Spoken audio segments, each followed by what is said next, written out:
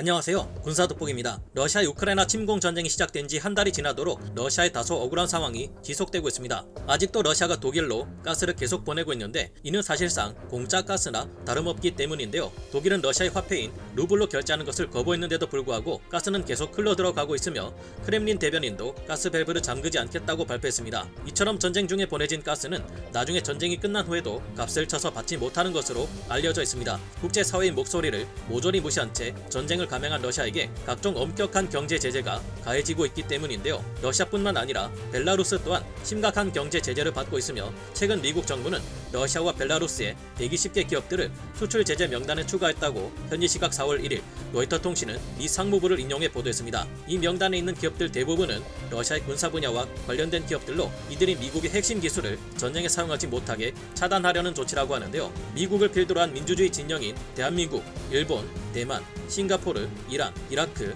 파키스탄, 태국, 필리핀, 남베트남, 캄보디아, 남아공 등만 아니라 중립국인 제3세계 국가들까지 전 세계 수많은 국가들이 러시아에 대한 동시다발적인 경제 및 금융 제재를 가해 러시아의 경제가 국가 부도 직전에 놓인 상황입니다. 서방 언론을 통해 접하는 소식에 의하면 러시아 경제는 그동안 전 세계적인 규제로 심대한 타격을 받았다고 합니다. 푸틴은 왜 이에 대해 과소평가했는지 모르지만 현재 러시아가 우리나라를 포함해 전 세계 수많은 국가들에게서 가해지는 경제 제재를 받고 있는데요. 러시아의 위기는 우리나라에서 가장 심각한 경제 위기였던 1997년 외환위기 IMF 사태 때와는 비교할 수도 없을 만큼 심각한데요. 당장이라도 나라가 망해버릴 수 있을 만큼 현재 러시아에 가해지는 각종 제재들은 가공할 수준이며 이 가혹한 경제 제재에 러시아 국민들만 고통받고 있습니다. 과연 어떤 제재들을 받아 러시아의 경제가 심각한 타격을 받았는지 간략하게 핵심적인 내용으로 알려드리겠습니다. 전문가는 아니지만 해당 분야의 정보를 조사 정리했습니다. 본의 아니게 틀린 부분이 있을 수 있다는 점 양해해 주시면 감사하겠습니다. 에너지 자원 의존국가 러시아에게 닥친 끔찍한 서방의 제재.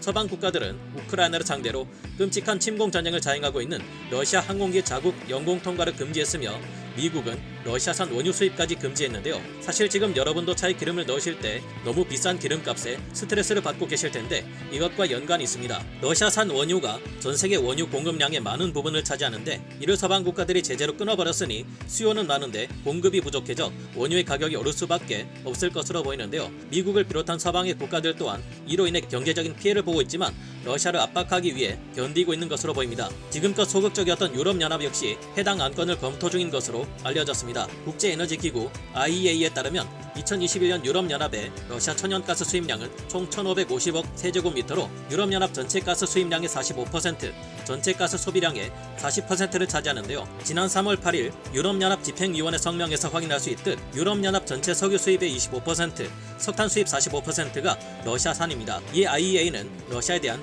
유럽연합의 에너지 의존도가 지나치다고 판단하여 이를 줄이기 위한 권고안을 제시했는데요. IEA는 권고안이 제대로 이행될 경우 유럽연합의 러시아 가스 의존도가 1년 내 3분의 1 이상 감소한다고 합니다. 만약 권고안의 일부만 따르게 된다 해도 러시아는 큰 타격을 받게 되는데요. 외교부가 발효한 2020년 러시아 교역 동향에 따르면 러시아의 주요 수출품은 광물성 연료로 전체 수출품 비중의 49.6%, 즉 전체 수출품의 반이 광물성 연료입니다. 광물성 연료란 석탄, 석유, 가스 등이 광물성 연료인데요. 러시아 수출품의 절반이 광물성 연료라는 소리는 러시아는 에너지 자원 의존형 국가라는 뜻입니다. 즉 러시아산 석탄, 석유, 가스 등 수입을 줄이게 된다면 러시아 수출 또한 떨어진다는 말인데요. 이번 우크라이나 침공으로 인해 국제적으로 러시아는 악역이 되었기에 여러 국가에서 마치 불매운동이나 보이콧을 하는 것처럼 러시아 연료 수입을 줄이고 있습니다. 따라서 IEA의 권고안에 따라 유럽연합마저 미국의 대러시아 에너지 수입 금지 정책에 동참할 경우 경제적인 어려움을 겪는 건 에너지 자원에 과도하게 의존하는 경제 구조를 지닌 러시아라는 말입니다. 한국의 IMF 사태 따윈 비교도 할 수 없다.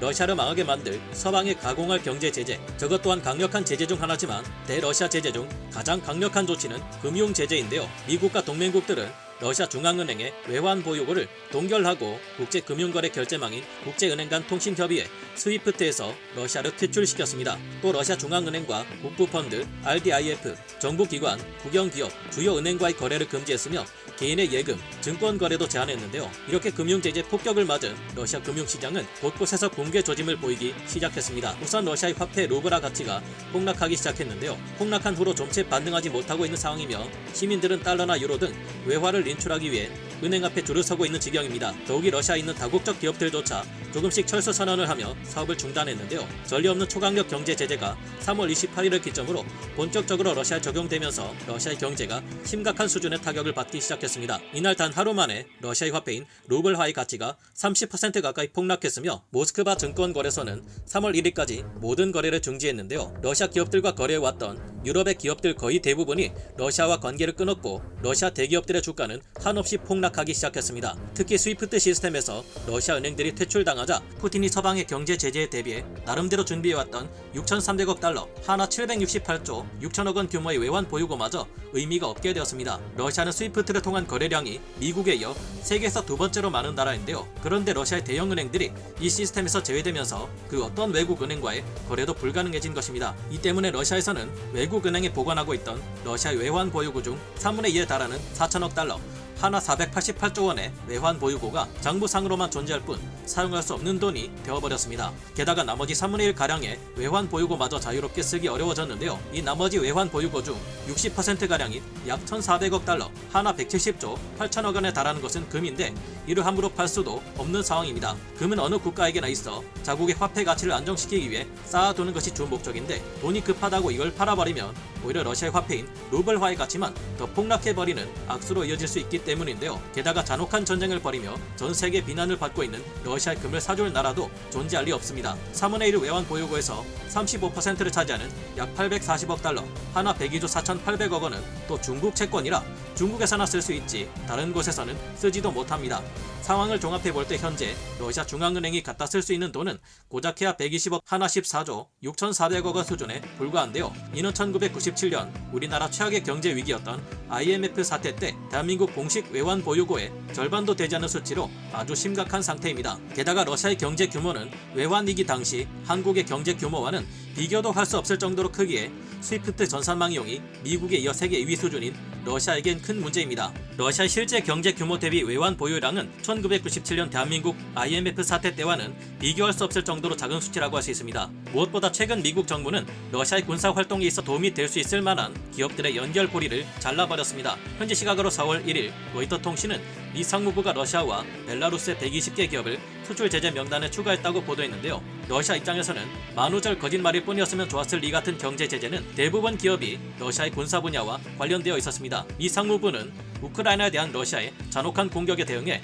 러시아와 벨라루스의 방위, 항공 우주, 해양을 비롯한 주요 전략 분야의 약화를 목표로 한다고 이에 대해 설명했습니다. 미국은 러시아의 제재를 가하면서 미국 밖의 외국 기업이 만든 제품이라도 미국이 통제 대상으로 정한 소프트웨어, 설계를 사용할 경우 수출을 금지할 수 있도록 한 해외 직접 제품 규제, FDPR을 적용해 이는 러시아에게 더욱 치명적인 피해를 안겨줄 것으로 보이는데요. 러시아의 우크라이나 침공 이후 미 상무부가 수출 제재 명단에 추가한 기업은 260곳에 달합니다. 지난 24일 푸틴이 유럽 등 EU호 국가에 천연가스 판매 시 대금을 유로나 달러가 아닌 러시아 루블화로만 받겠다고 하여 루블화 가치가 8% 정도 반등을 했지만 미국은 이미 러시아산 가스 수입 금지 조치를 내린 상황이고 유럽연합도 이 조치를 검토 중인데요. 그럼 여전히 루블화는 예전만큼의 가치로까지 올라오기 힘들어 보이고 시간이 오래 걸릴 것 같은데요. 또 우크라이나 침공 이후 러시아 증시가 40% 가까이 폭락했습니다. 이렇게 된다면 러시아 국가 신용 등급에 문제가 생기는데요. 스탠다드 앤 푸어스, 무디스, 피치 등 세계 3대 신용평가사가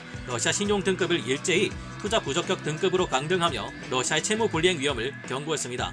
실제로 러시아는 외화 표시 채권의 원리금 상환에 어려움을 겪는 것으로 나타났는데요. 게다가 러시아는 국가 부채가 꽤 많은 국가 중 하나입니다. 이렇게 금융적으로 또 국가 신용 등급이 떨어질 경우 문제는 러시아는 국채를 상환하고 싶어도 상환하기가 어렵다는 것입니다. 국제적인 금융 제재로 해외로 송금이 매우 까다로워졌기 때문입니다. 거기다가 러시아와 우호적인 중국마저 러시아에게 등을 돌린 모습을 보여줬는데요. 국제금융협회 IIF가 지난 24일 우크라이나 전쟁 이후 중국 시장에서 외국인 투자 자금이 매우 빠른 속도로 빠져나가고 있다고 분석했습니다. 즉 러시아에 대한 서방 국가의 제재가 중국 기업에도 영향을 끼칠 수 있다는 관측이 나온 것이 이런 흐름의 원인이라 꼽히고 있는데요. IIF는 이번 전쟁으로 러시아의 국가 경제가 15년 전으로 후퇴할 것을 예상하고 있습니다. 러시아의 국내 총생산 역시 축소되어 2023년 말 기준 러시아의 GDP가 15년 전 수준으로 감소할 것이라고 지적했는데요. 여기서 만약 러시아에 대한 추가 제재가 가해지는 경우 GDP는 더 큰 폭으로 축소될 것으로 보인다고 했습니다. 러시아는 이번 우크라이나 침공으로 러시아 국가의 경제에 심각한 타격을 받았는데요.